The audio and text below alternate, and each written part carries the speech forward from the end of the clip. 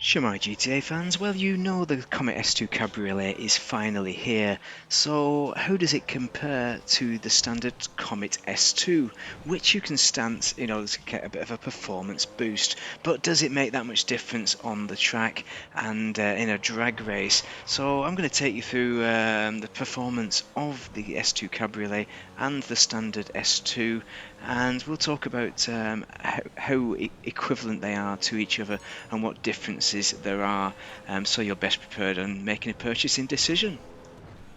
First, we're looking at the Cabrio, and yeah, didn't take me too long to get back into it, and yeah, it takes the corners quite nicely as long as you brake nicely for them and turn in, and yeah, you can manage the slippiness to the tyres, and yeah, it's very nice. The double hairpin here it deals with nicely. It gets a nice angle on that, brings it around for the left-hander, and then a little bit of a straight, and then another hairpin here, and then the final right before the big old left-hander.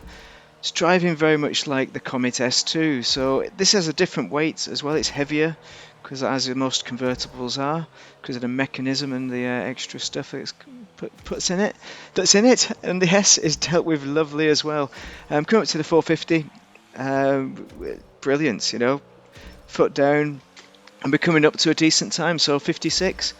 Not bad, very similar to what we've had from the Comet S2. So we're going to try the S2 again to see if we can get a different time or a better time today, to make it fair. So here we are, the best lap on the S2 standard.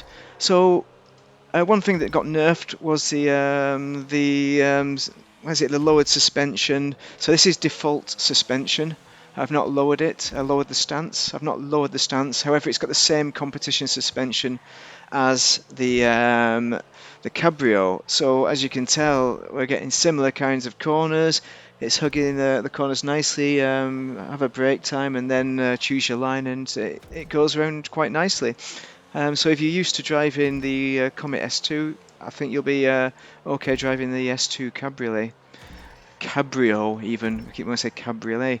Final left-hander before the S, coming into the S, again no complaints here, and the 450, lovely jubbly, we get that yellow, and then we are away for the straight, and we're on for a very similar time, 56.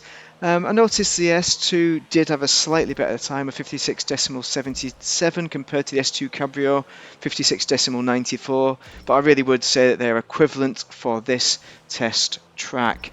So overall, if you're buying the S2 Cabriolet, then yeah, expect similar performance with regards to kind of track racing. So next we want to have a look at the LSIA, so do a bit of a drag race. So let's see how that goes. Here we are at LSIA, enjoying having our top down.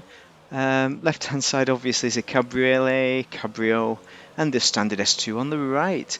Yeah, we got off to a nice lightning sparkling start, and they're off down the runway, and coming up to the end they're looking neck and neck. There's not really much in it, and right at the end the Cabrio just pips it by very much a fraction of a second, but I'd probably say I must have put a better start on with the Cabrio compared to the S2. So let's lower the stance on the S2 and see how it performs. Well, it's a lot faster off the line, that's for certain, and it really accelerates quick, and you can hear the kind of scream of the engine, the kind of bumping noise as it's doing that kind of speedy glitch thing of hitting the ground. And it's across the line in 16 seconds, more like 18.5 seconds for the Cabriolet.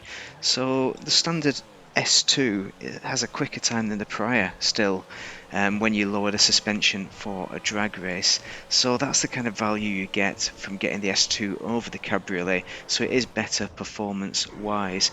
But if you're racing on a track, as in a track with a lot of tight turns, then I think you'll find that either of these cars is going to be pretty equal, on equal footing, because I think it's a bit too twitchy in the bends, the old standard S2, once it's lowered.